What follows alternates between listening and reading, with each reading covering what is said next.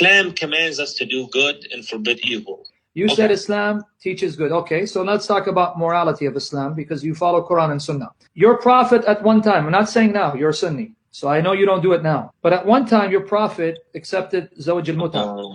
Muta, right? Yeah. You're okay with that? Him doing Muta? At the time it was accepted. So now be honest with me, as a man who has respect, you have ghira, you have honor. How would you feel if you lived at that time? So understand what I'm saying. How would you feel if you lived at that time and one of the Muslims said, I want to marry your sister for 3 days, and then when I'm done, I'll divorce her and give her money. You honestly would be okay with that?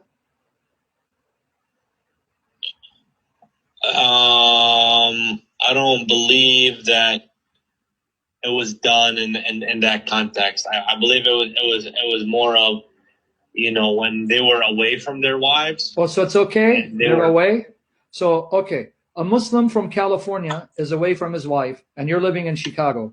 And he says, Ya akhi, I'm going to marry your sister for 3 days and give her money when I'm done because my wife is in California. Are you okay with that? Well, at the end of the day, you have to consider it like this. Do you want to have unlawful sexual relations in the eyes of Allah? Or do you actually want to, you know, if the Prophet said something and you know, he's the highest moral authority. So if he permitted something at a certain time under certain circumstances, or it's not for us to really question that.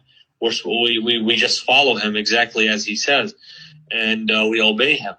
So you really think a God Almighty, who's all powerful, would legalize? Hey, I'm giving it to you straight. Am I beating around the bush? No, you're honest. Okay. All right. Okay, that's fine. All right. Okay, then you're saying if it's from Allah, okay, that's fine. Well, all right, then you can see why non-Muslims have a problem with it. But now the Shia, who say that their hadith still allows muta, it's not been abrogated. Do you then tell them, then you guys are committing zina because you're committing prostitution and trying to excuse it? Would you accuse them of committing zina? Yeah, because it was said that after, so it was allowed for a certain period of time. Like when the Muslims, they went on expeditions and they were away from their wives, they were allowed to do it. But they could do it. They didn't have any wives at that time, and it was a different time and stuff like that. Okay, so the Shia doing it today. They needed to give a mahr, give a gift, give a dowry to marry a woman, and they could enjoy her in a marital way. And you consider that marriage? After some time, the marriage would be dissolved. Okay, brother in humanity. Be right honest. Now we don't permit that, and the Prophet didn't permit it when when the Muslims returned home and they're living amongst their community, for them to just do it with each other's daughters and stuff as a form of no. Marriage, of course, is meant to be a long-term thing. Say it again. Marriage is meant to be what? Marriage is meant to be what?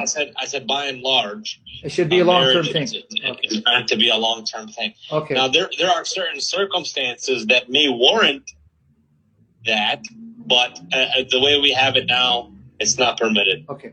Let me just repeat what you said. Marriage is meant to be long-term. Even though I may marry someone that I want to stay with, things happen, we get divorced. But my intention wasn't to marry her and divorce her. So you agree. But you're saying because Muhammad, under the orders of your God, because you believe Allah spoke to your prophet, when your prophet said, you can marry them short term, and you can tell a woman, look, I'm just going to marry you for 3 days and pay you money. That was legal marriage, even though the intention was to be married for a short term. And you really call that marital? You really call that a marriage? Well, what you got to understand, they were doing Allah's will at the time. Allah's will, okay. So they were out preaching Islam and, assisting in the expansion of Islam. And so they did not have their wives with them. So it was permitted for them to temporarily marry the women who were available to them. But after a while, this practice was forbidden. And so now when the Shia do it, it's zina, it is wicked, it's haram, it's immoral. Now if they do that, right? Correct. And they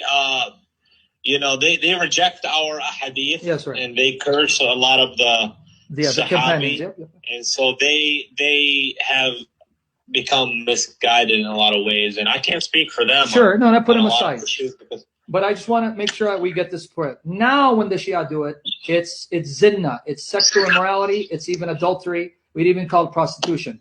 But for some reason, when your prophet allowed it to be done, because he allowed it, then it's no longer prostitution, it's no longer adultery, it's no longer sexual morality. So what changed? What changed is the circumstances. Oh, so when Muhammad decides, if the circumstances are right, then it's no longer zina. Okay.